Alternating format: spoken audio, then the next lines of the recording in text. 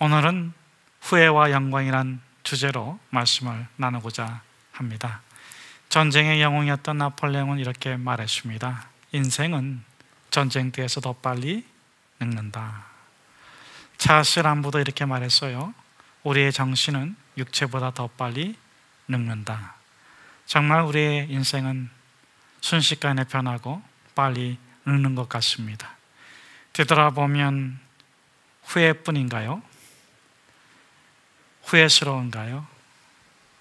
후회하지 않고 영광스럽게 살기 위해서는 감사로 가득 찬 열매의 삶을 살기 위해서는 어떻게 될까요? 랭스 맥도날드는 영국 수상의 부인입니다.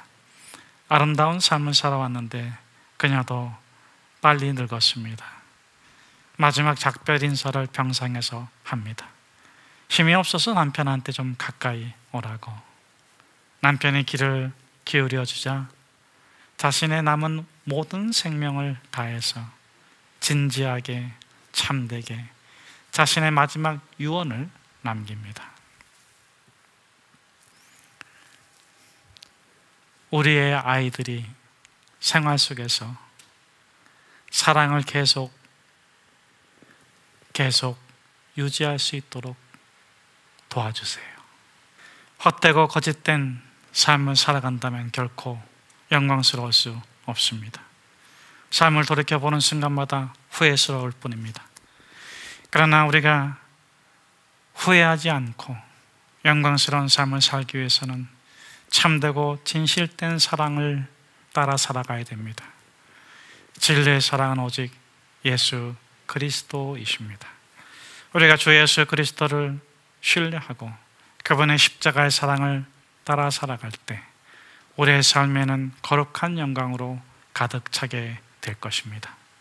오늘 본문에서는 안타깝게도 후회에 막심한 모든 영광을 가졌음에도 불구하고 영광의 자리에서 가장 불행한 후회스러운 삶의 결말을 보여준 주인공이 등장합니다. 그의 이름은 헤롯 안티파스, 분봉왕 헤롯입니다. 대헤롯의 아들인데 그가 후회하는 3대 후회가 있습니다. 첫째, 동생 빌립을 죽인 것.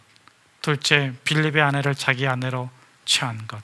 셋째, 오늘 본문에서 회상하듯이 욕망에 취해서 헤로디아의 딸의 관능적인 춤에 취해서 헛된 맹세를 하고 그 맹세의 결과로 어려운 자 세례 요한을 그 목을 쳐서 소반에 담아서 내어준 것을 후회하고 있습니다. 여러분, 이 헤롯만 후회하는 것은 아닐 것입니다. 우리 모두도 후회합니다. 그러나 정말 후회하기 때문에 후회스러운 결말에 이르는 것이 아니라 정말 후회하기 때문에 영광스러운 삶을 살아가는 사람들도 많이 있습니다. 나오미, 느헤미야, 수많은 믿음의 영웅들은 후회 때문에 영광스러운 삶을 살게 되지요. 나오미는 무엇 때문에 후회했습니까? 그는 엘리멜렉이라는 자신을 위해주는 남편과 말론과 기련 두 아들을 데리고 행복한 삶을 살았는데 유대 땅에 기근이 들었습니다. 자신의 두 아들이 병약합니다. 삶을 후회하고 싶지 않아서 재산을 정리하고 아들을 데리고 이방의 땅으로 갑니다. 그렇게 이방의 땅으로 갔는데 결과가 어떻게 되었습니까? 남편이 죽었어요. 후회스럽습니다. 아들이 죽습니다. 말론이 죽고 기련이 죽습니다. 이제 후회하지만 너무 늦은 후회이죠. 여러분, 후회에도 때가 있어요.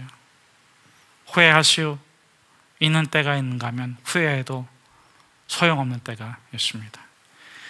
아마 나오미의 이 두 번째 후회는 때늦은 후회입니다. 후회해도 돌이킬 수가 없습니다. 잘 살아갈 수가 없습니다. 왜냐하면 가지고 있는 걸 다 잃어버렸기 때문에 그렇습니다. 이제 나오미는 더 이상 후회하지 않기로 결단합니다. 그렇다고 헛되고 잘못된 생각을 하는 게 아니라 회개하기로 결정합니다. 그래서 두 자부를 부릅니다. 나는 이제 유대 땅으로 간다. 다시 하나님이 계신 곳으로 간다. 너희들 자유다. 여러분, 우리가 회개할 때, 의로운 삶을 살고자 할 때 우리는 권리를 포기할 수 있어야 됩니다. 그때 나 오르반은 어떻게 합니까? 떠나갑니다. 그러나 루스는 어떻게 합니까? 루스 뭐라고 고백합니까? 그 루스의 고백이 이 나오미가 회개했다는, 후회하지 않고 회개했다는 것의 결정적인 증거인데, 어머니의 하나님이 누구의 하나님이라고요? 어머님의 하나님이 누구의 하나님이라고요? 나의 하나님입니다. 어머님이 가시는 곳에 나도 가겠습니다. 자, 그래서 돌아갔을 때 이 나오미의 며느리인 루시 누구를 만납니까? 누구랑 결혼합니까? 보아스랑 결혼하는데, 기업을 물을 자인 보아스랑 결혼을 해요. 여러분, 이 보아스는 어떤 존재입니까? 그저 보리밭에서 여자를 만났기 때문에 결혼한 존재가 아닙니다. 회개하고 의로운 삶을 살아가기로 결단하는 자에게 하나님이 감춰두신 여호와 이레의 선물입니다.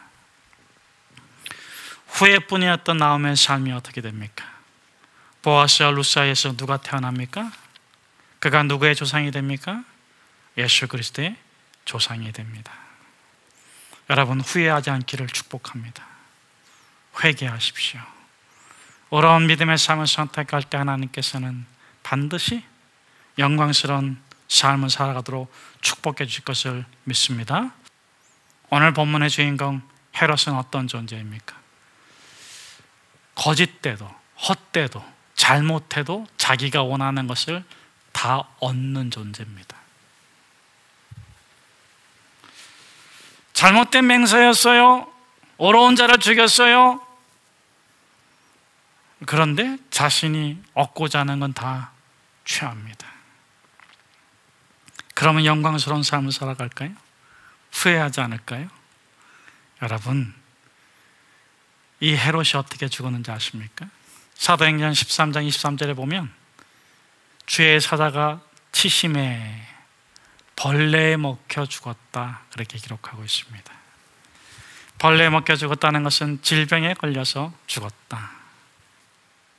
잘못된 사랑, 특권이 반칙이 된 잘못된 권력, 그것을 정당화시켜줄 수 있는 그런 힘이 그를 더 오히려 망가뜨리고 만 거예요. 그래서 여러분, 힘은 어떻게 해야 됩니까? 힘은 어떻게 해야 돼요? 힘은 있을 때 조심해야 합니다. 여러분, 사도행전 12장엔 참 재미있는 사건이 있어요. 첫째는 물론 헤롯이 벌레에 먹혀 죽은 것이지만 12장 1절과 2절, 2절에 이렇게 기록되어 있어요. 요한의 형제 야고보가 칼에 죽임을 당했다, 순교한 사건이 기록되어 있어요. 최초 순교자이죠. 누가 죽였습니까? 헤롯이 교회 여러 인물 중에서 교회를 핍박하고자 교회 지도자를 붙잡아가지고 보니까 교회가 아무것도 못해. 교회가 들고 일어나고 혁명을 일으키고 데모를 할 것 같은데 아무것도 못해. 그때 헤롯 왕이 손을 들어 교회 중에서 몇 사람을 해하려 하여 교회를 핍박하는데 그 초대교회가, 사도행전의 교회가 저항하지 않고 무력한 것 같아요. 아, 죽여도 괜찮겠구나 해서 누굴 죽입니까? 그 당시 교회의 수장이었던 요한의 형제 야고보, 바돌로, 우레의 아들인 이 야고보를 칼로 목베어 죽입니다. 여러분, 그때 그 성도들이 얼마나 마음이 아팠겠습니까?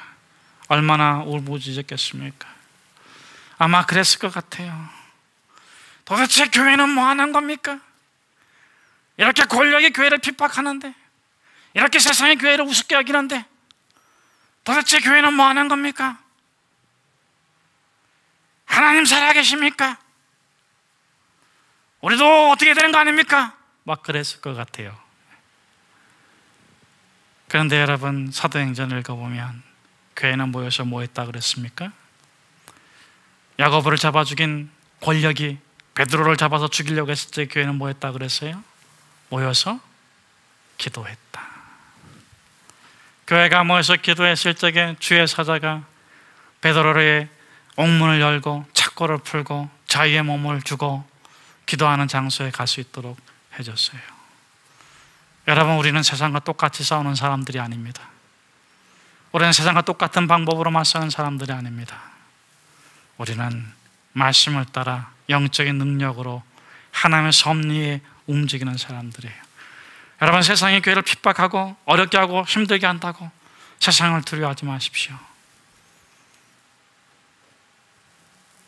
우리는 후회하지 않기 위해서 핍박 가운데 회개하고 의로운 길을 찾고 주의 영광을 위해 살아가는 것입니다. 우리의 후회가 후회로 결말 맺지 않고 영광스러운 삶이 되기 위해서 꼭 필요한 것이 회개입니다. 이 시대에 한국교회는 회개해야 됩니다. 언론의 비전교회도 회개합시다. 회개하면 홍해가 열리는 것처럼 새로운 길이 열립니다. 모두가 살아나는 그 길로 우리가 나갈 때 세상에 살고 교회가 부흥해요. 저는 믿습니다. 언론의 비전교회는 부흥합니다. 한국교회는 부흥합니다. 왜냐하면 역사가 증명해 주기 때문에 그렇습니다. 세상의 권력을 갖고 이 본문에 나오는 헤롯처럼 교회가 세상의 권력을 힘을 휘둘렀을 때는 교회는 다 망했어요. 부패했어요. 타락했어요. 그러나 세상이 교회를 핍박할 때, 교회가 기도할 때, 교회가 예배할 때 교회는 부흥하고 선교하고 세상을 뒤바꿨습니다. 우리 하나님께서 이 한국교회에 두 번째 기회를 주시기 위해서, 새로운 기회를 주시기 위해서 이 한국교회에 핍박을 주는 줄로 믿습니다. 우리가 회개하고 주님의 의로운 길로 나갈 적에 한국교회는 새롭게 세계 선교를 감당하고 새로운 부흥을 일으킬 줄로 믿습니다. 자, 그렇다면 우리가 후회하지 않고 영광스러운 삶을 살기 위해서 회개가 꼭 필요한데, 회개의 의미가 무엇인가? 오늘은 회개의 의미를 오그 만다니노의 책에서 한번 좀 본문과 이렇게 비교하면서 배워보려고 하는데, 오그 만다니노라는 사람이 이런 책을 하나 썼어요. 후회 없이 살기 위하여 더 늦기 전에 꼭 해야 할 일. 후회 없이 살기 위해서 더 늦기 전에 꼭 해야 할 일. 우리 정기환 집사님도 앞으로는 영광스러운 삶 안에 계속되기를 주의 이름으로 축복합니다. 그동안의 고생과 눈물을 하나님이 다 닦아주실 줄로 믿습니다. 여러분, 우리가 후회 없이 살기 위하여 더 늦기 전에 꼭 해야 될 일이 무엇일까요? 어금한다니로는 후회의 반대를 성공으로 보고 후회스러운 삶의 반대를 성공적인 삶으로 보는데, 성공이란 무엇인가? 자신이 목적한 바를 이루어 나가는 그런 기쁨으로 살아가는 삶 자체가 성공이다. 이렇게 정의를 하고 있어요. 자, 그렇게 좋은 삶을 살아가기 위해서 성공을 위한 5가지 요소가 있는데, 그 중에 첫 번째가 무엇인가? 그 요소를 말하기 전에 성공은 재물적인 것이 아니다. 신체적인 것이 아니다. 정신적인 것이고 의미적인 것이다. 이렇게 성공을 말하면서 성공의 첫 번째 요소는 무엇인가? 성공의 첫 번째 요소는 목표다. 목표. 성공하기 위해서 목표가 세워져야 한다는 것입니다. 성공이란 목적한 바를 이루어 나가는 것이다. 목적하는 것이 없다는 것은 성공하려는 사람들에게서 가장 나쁜 적이다. 이렇게 말하면서 목표가 없는 사람은 방황하고 쉽게 절망한다는 것입니다. 후회는 무엇입니까? 감정적인 것이고 감각적인 것이고 기분적인 것이고 만족을 위한 거예요. 아쉬움이에요. 회개는 무엇입니까? 정신적인 것이고 의미적인 것이고 인격적인 것이며 목표를 위한 것입니다. 여러분, 회개한 사람의 특징은 뭐냐면은, 후회한 사람은 항상 아쉬움으로 살지만 만족을 추구하지만, 회개한 사람의 특징은 의로움을 추구합니다. 여러분, 본문에 나오는 헤롯은 회개했습니까? 후회했습니까? 오늘 본문에서 예수님의 이적과 기적과 사역의 소식을 듣고 뭐라고 말합니까? 세례 요한이다. 세례 요한이 죽은 자 가운데서 살아났다. 그렇기 때문에 그 예수라는 사람 속에서 그 능력이 역사하고 나타나는 것이다. 그러면서 자신이 세례 요한의 목을 쳤던 사건을 아쉬워하고 있습니다. 후회하고 있어요.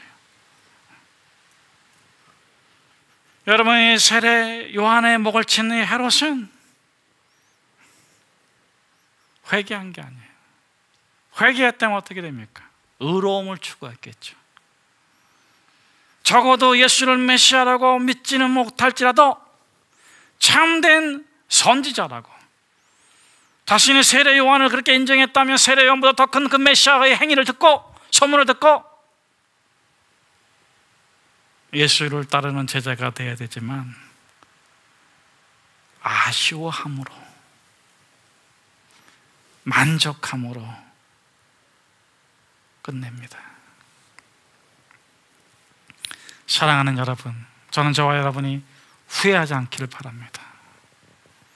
이제까지 후회했다면 앞으로는 회개합시다. 주님 앞에 회개하고 주님을 바라보고 주님의 뜻을 묻고, 주님께서 이 난강스러운 상황 가운데서 어떻게 내가 반응하기를 원하시는지를 우리가 믿음으로 받고 말씀으로 듣고 의로운 삶을 살아갑시다. 두 번째로, 오금한 다니노가 후회하지 않기 위해서 더 늦기 전에 꼭 해야 할 일에서 성공의 두 번째 요소를 말하는데, 성공의 두 번째 요소는 실패입니다. 여러분, 지금 이 본문에서 헤롯이 왜 후회의 결말을 맞이하게 됩니까? 왜 벌레에 먹혀 죽게 됩니까? 왜 모든 것을 얻었지만 가장 극심한 고통과 절망과 우울증에 시달리면서 증오스러운 삶으로 결말을 맺게 됩니까? 자기의 맹세가 잘못되었다는 걸 인정하네. 그 헤로디의 딸의 관능적인 춤에 눈이 돌아가가지고 뭐든지 줄게, 나라의 절반에다 줄 테니까 얘기만 해라. 그런데 자신이 줄 수 없는 걸 요구해. 자기 엄마 헤로디한테 갔더니 세례 요한의 머리를 소반에 담아가지고 달라고 해라. 어려운 자의 목을 자르는 것은 헤롯이 할 수 없는 일이에요. 그러니까 불의한 일이고 거짓된 일이고 잘못된 일인데, 거기에 앉아있는 자들, 그들 앞에서 자기 체면이 구겨질 걸 두려워해가지고 헛된 맹세, 잘못된 맹세, 할 수 없다는 것을 인정하지 아니하고 헤롯의 목을 잘라서 소반에 갖다가 줍니다. 여러분, 실패를 두려워하지 마세요. 누구에게나 있는 거예요. 우리가 두려워야 될 것은 무엇입니까? 우리 안에 참된 믿음이 없다면 두려워해야 돼요. 우리 안에 참된 믿음이 있다면 두려워할 이유가 없습니다. 세 번째로, 후회하지 않기 위해서 더 늦기 전에 꼭 해야 될 책에서 지적하는 성공의 요소는 뭐냐면 대가입니다. 성공이란 무엇인가? 노력의 기쁨을 누리는 삶이다. 여러분, 후회하는 사람의 특징은 대가를 치르려 하지 않아. 노력하려고 하지 않아. 땀 흘리지 않고 요행을 바라요. 회개하는 사람은 어떻습니까? 십자가 바라보는 사람은 어떻습니까? 그래, 내가 이제는 정말 십자가 져야 돼. 그래, 이제는 내가 정말 우리 가정을 위해서, 이 직장을 위해서, 이 나라 이 민족을 위해서, 하나님께서 나에게 주신 소명을 다 하기 위해서 이젠 내가 노력해야 될 때야. 저는 저와 여러분이 후회할 일이 생길 때마다 회개하고 십자가를 선택하길 축복합니다. 여러분, 오늘 본문에 보면 후회하지 않고 영광스럽게 살아가는 계기를 가진 사람들이 나옵니다. 그들이 누굽니까? 세례 요한의 제자들인데 12절 말씀에 보면 그렇게 기록되어 있잖아요. 세례 요한의 시체를 장례하고 나서 누구한테 왔어요? 예수님께 왔어요. 이 사람들이 이제 정말 회개한 거야. 예수님께 온 거니까요. 그렇죠? 여러분, 이 사람들이 언제 예수님께 왔어야 돼요? 이제까지 사람들은 자기 마음대로 신앙생활한 사람들이에요. 여러분, 요단강에서 예수님께서 세례 요한에게 세례를 받으실 때, 그때 세례 요한이 예수님이 메시아임을 알아보고 뭐라고 말합니까? 보라, 세상 죄를 지고 가는 하나님의 어린 양이로다. 그러면서 뭐라고 말합니까? 내가 당신에게 세례를 받아야 할 터인데 당신이 내게 세례를 받으십니까? 예수님께서 뭐라고 대답하십니까? 말씀을 이루자. 저는 저와 여러분이 말씀을 이루기를 주의 이름으로 축복합니다. 남편과 다퉜어요? 아내하고 다퉜어요? 아들하고 다퉜어요? 그럼 뭐라고 말을 해요? 내가 하자는 대로 해. 이거 아니에요. 당신도 나도 말씀을 이룹시다. 아들아, 딸아, 너도 나도 하나님 영광 위에 살자. 예수님께서 세례 요한에게 세례를 받으면서 우리가 함께 말씀을 이루자. 성경에 그렇게 기록되지 않았느냐? 세례를 받은 그 예수에게 세례 요한이 뭐라고 말합니까? 나는 당신의 신들매도 풀기를 감당치 못하는 존재입니다. 그러면서 그동안 자신을 따랐던 제자들에게 이제는 메시아를 따르라, 예수를 따르라 그랬는데, 여기 왜 세례 요한의 제자들이 나오는 겁니까? 이들은 메시아 예수 그리스도가 곁에 있는데 왜 세례 요한을 추종했던 겁니까? 이것이 오늘 한국교회 문제예요. 우리 신앙인들의 문제예요. 예수님께서 살아계신데 세례 요한을 따르고 있는 것이 문제인 것입니다. 예수님 한 분에게만 예배해야 되는데